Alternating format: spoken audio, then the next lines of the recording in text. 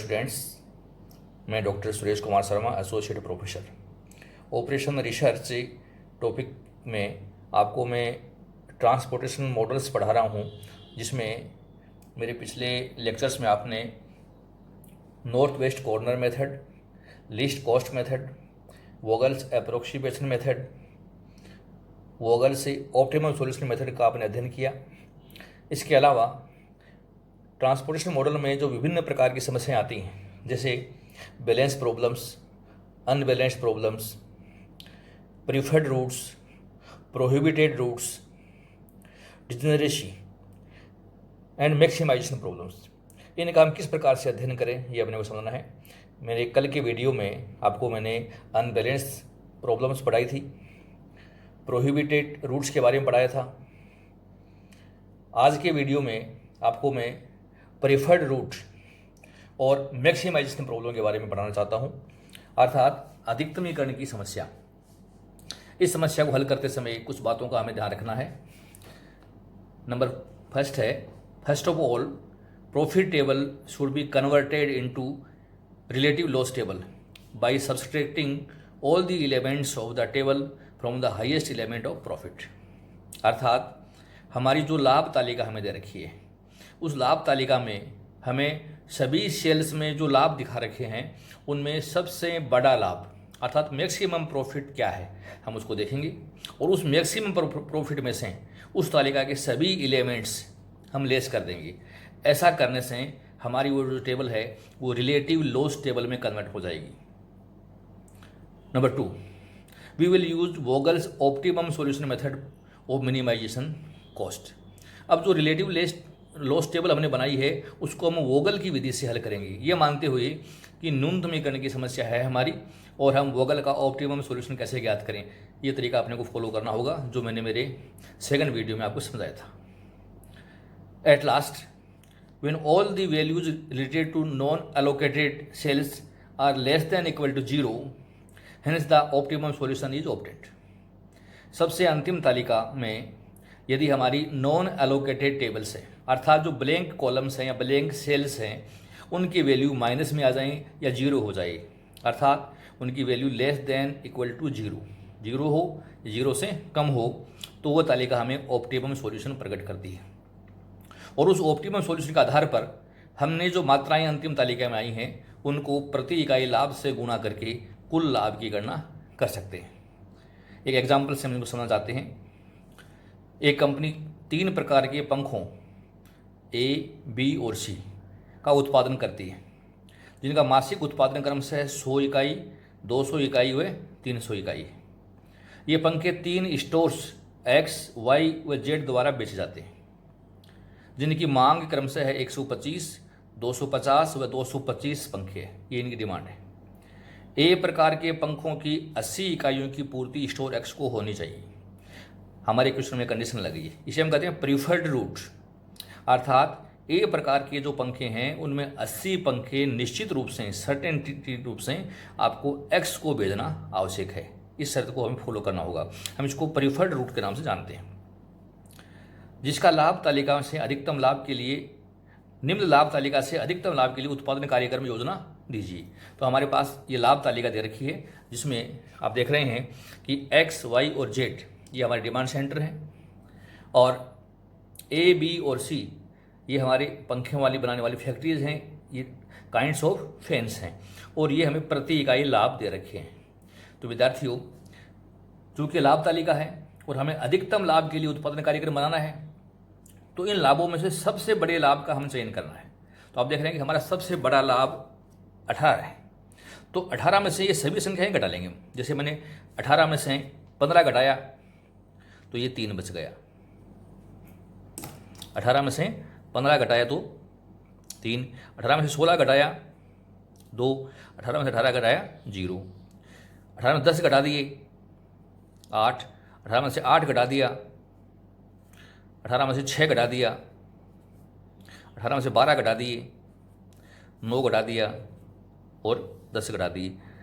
तो ये जो संख्याएं आई हमारे क्वेश्चन में, हम देख रहे हैं कि हमने जो लिखा है ये संख्याएं, ये रिलेटिव लॉस आ गया 3, 2 और 0, 8, 10 और 12, 6, 9 और 8। अर्थात ये x का रिलेटिव लॉस है, ये y का है, ये z का है, ये a है, ये b है और ये c है। देखा जाए तो ये मिनिमाइजेशन का क्वेश्चन हमारा बन चुका है, ठीक है ना। अब इस मिनिमाइजेशन क्वेश्चन को हमें वोगल विधि से हल करना है और इसका आंसर हमें निकालना है। तो किस प्रकार से हल करें ये अपने को समझना है। हमारे क्वेश्चन में कंडीशन थी कि ए प्रकार के पंखों की 80 इकाइयों की पूर्ति स्टोर एक्स को होनी चाहिए। तो ऐसा करने से अब हमारे पास अवेलेबिलिटी ऑफ एक्स क्या रहेगी। हमारे पास एक्स की कुल 100 इकाइयाँ थी, ए की 100 इकाइयाँ थी, जिनमें से 80 इकाइयाँ अपने को ए प्रकार के पंखों की एक्स को भेज देनी है।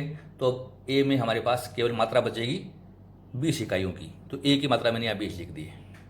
ठीक, इस बात से रिमेनिंग डिमांड ऑफ एक्स, अर्थात एक्स की कुल डिमांड 125 थी, 180 पंखे हमने बेच दिए, तो बचे हुए हैं 45। अर्थात अब एक्स की डिमांड जो है वो केवल 45 है, जो मैंने लिख दी है। बाकी जो डिमांड हमारे क्वेश्चन में जो दे रखी है वाई की और जेड की मैंने एज इट उतारी है, और बी और सी की उपलब्धता भी मैंने जैसी क्वेश्चन में है दे रखी वैसी उतारी है। मैंने इनका योग किया सप्लाई का, ये 520, इधर डिमांड का योग किया तो ये भी है 520। तो ये बैलेंस्ड असाइनमेंट प्रॉब्लम है, इसमें किसी प्रकार का कोई हमें डम्मी कॉलम या रोल बनाने की आवश्यकता नहीं है। हमने पिछले क्वेश्चन के आधार पर अधिकतम लाभ हमारा 18 रुपये था, मैक्सिमम प्रॉफिट 18 था। ये टेबल जो बनाई है इसका नाम है रिलेटिव लॉस टेबल, अर्थात मैक्सिमम प्रॉफिट में से हमने ऑल एलिमेंट्स लेस कर दिए हैं। तो जैसा कि आपने ज्ञात किया है ये हम लिख रखा है, ये हमारी डिमांड यूनिट्स हैं, ये हमारी सप्लाई यूनिट्स हैं। वोगल विधि से मैं इसको आपको हल करके बता रहा हूँ। हमें रो मिनिमा और कॉलम मैक्सिमा बनाने हैं। तो हमारे इक्वेशन में हम देख रहे हैं कि ये पहली रो है, इन 3, 2, 0, इन तीनों में सब दो छोटे लागतों का अंतर लेना है। तो 2 और 0, तो अंतर आया 2। इनमें दो छोटों का अंतर लेना है, 8, 10 और 12। तो 8 और 10 दो छोटी संख्याएं हैं, दोनों का अंतर 2 आ गया।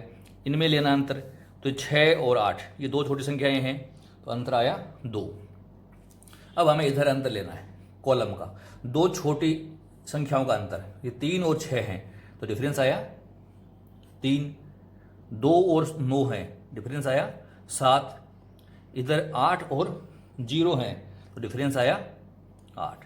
अर्थात हमने कॉलम मैक्सिमा भी निकाल लिए हैं और रो मिनिमा भी निकाल लिए हैं।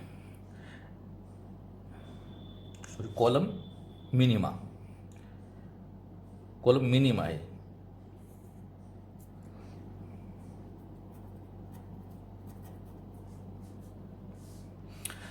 हमें देखना है कि जो हमने अंतर निकाले हैं इनमें सबसे बड़ा अंतर कौन सा है। तो हमारा सबसे बड़ा अंतर है 8। हमें इस कॉलम में सबसे पहले सप्लाई देनी है जहां सबसे कम लागत है, तो इसमें सबसे कम लागत हमारी 0 है, यहाँ हमने सप्लाई देनी है।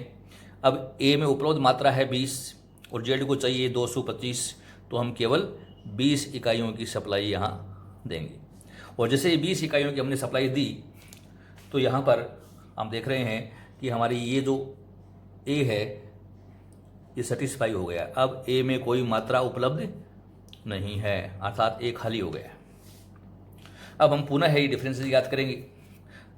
जब ये डिफरेंस हम निकालें तो ये रो हमारी कट चुकी है, इनमें अंतर निकालो तो अंतर वही 2 आएगा, यहाँ अंतर निकालो तो हमने वही 2 आएगा, सेम डिफरेंस है।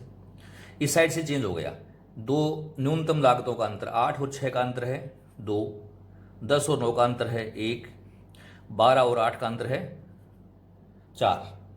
हमें देखना है इधर 2, 1 और 4 हैं, इधर 2, 2 है, तो हाईएस्ट डिफरेंस हमारा है 4 का है।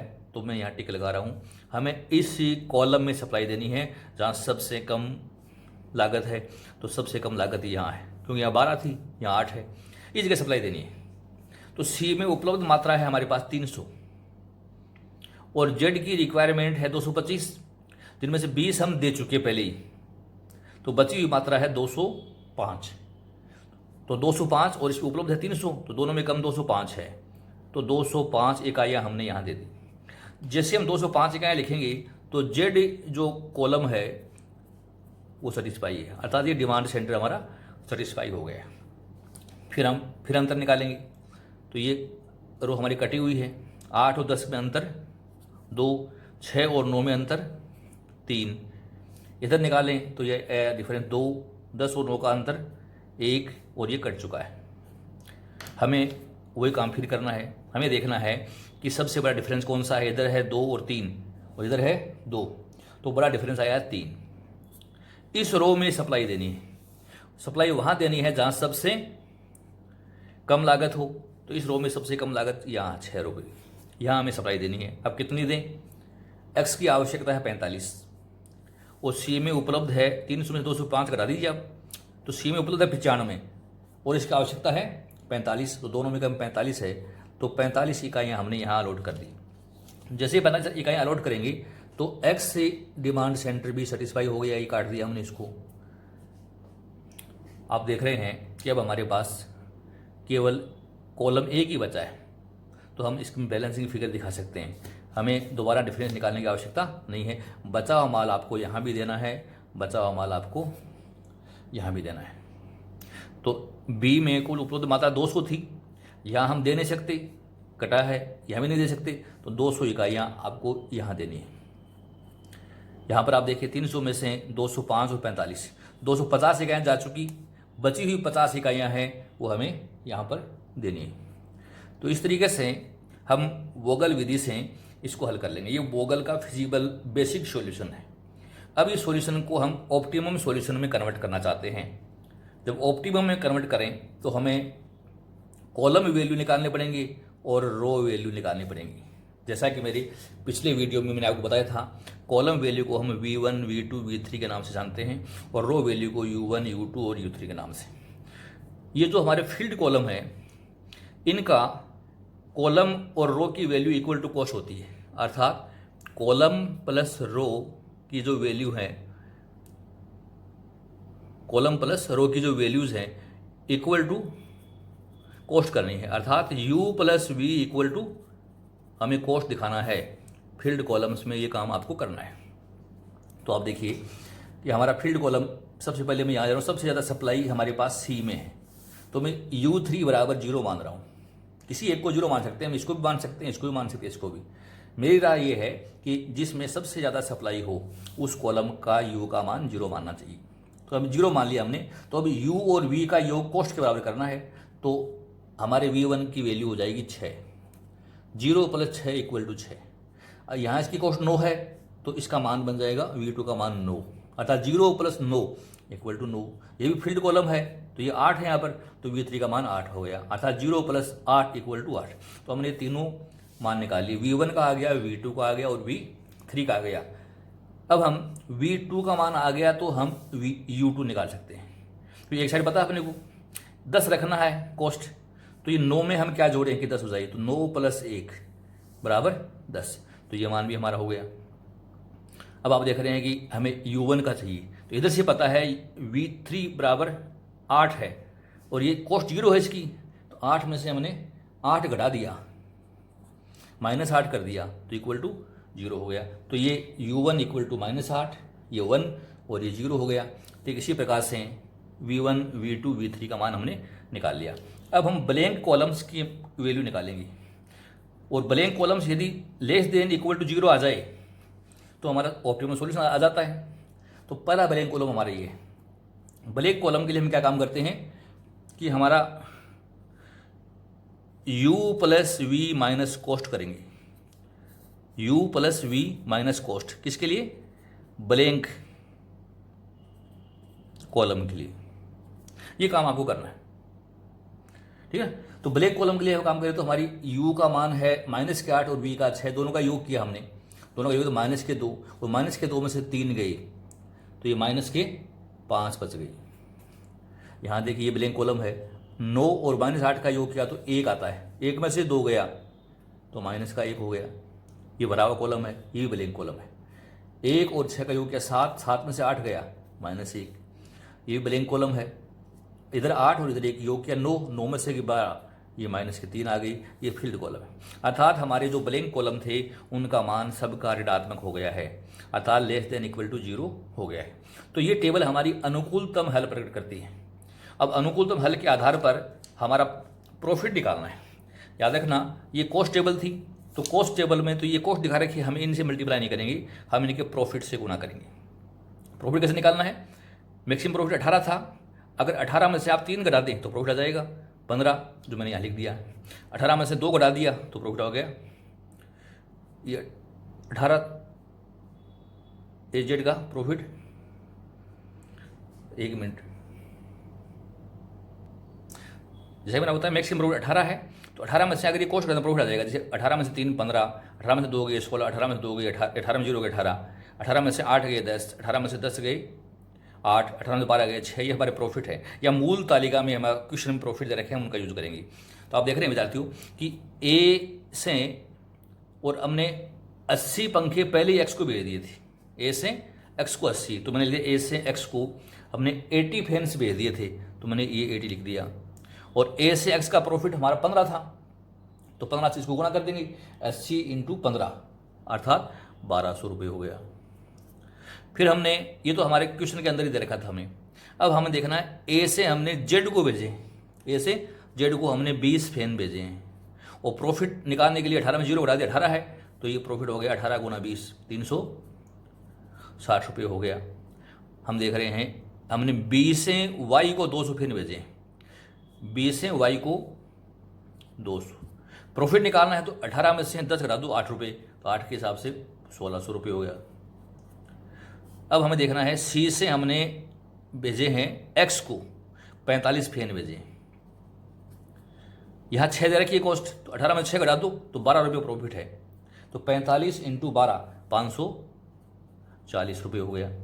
सी से वाई को हमने 50 फैन भेजे हैं, यहाँ 9 रुपये दिखा रखा है, तो 18 में से 9 गई 9, तो प्रॉफिट 9 रुपये है, तो ये 450 रुपये हो गया।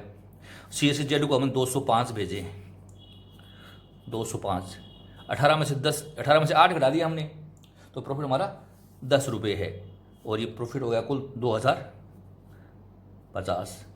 और ये सब का हम योग करेंगे, तो योग आया 0, ये भी आया 0, यह आया 2, यह आया 6200। हम कह सकते हैं कि कुल प्रॉफिट हमारा 6200 रुपये होगा। तो विद्यार्थियों, इस तरीके से हम मैक्सिमाइजेशन प्रॉब्लम को वोगल विधि से हल कर सकते हैं। तो आपने वोगल विधि भी पढ़ी, आपने ट्रांसपोर्टेशन मॉडल के 5 मेथड मैंने आपको समझाई, least cost method, north west corner method, Vogel's feasible solution method, Vogel's optimal solution method, and different problems in transportation models, जैसे unbalance problem, prohibited routes, preferred routes, degeneracy problems और maximization problems. आपने इन सब को ध्यान से समझा। आपको अगर ये वीडियो पसंद आया, ये लेक्चर अच्छा लगा, ट्रांसपोर्टेशन मॉडल टॉपिक अगर अच्छी तरीके से समझ में आया, तो आप इसको लाइक कीजिए और सब्सक्राइब कीजिए। आपने ध्यान से सुना, इसके लिए बहुत बहुत धन्यवाद। Thank you so much.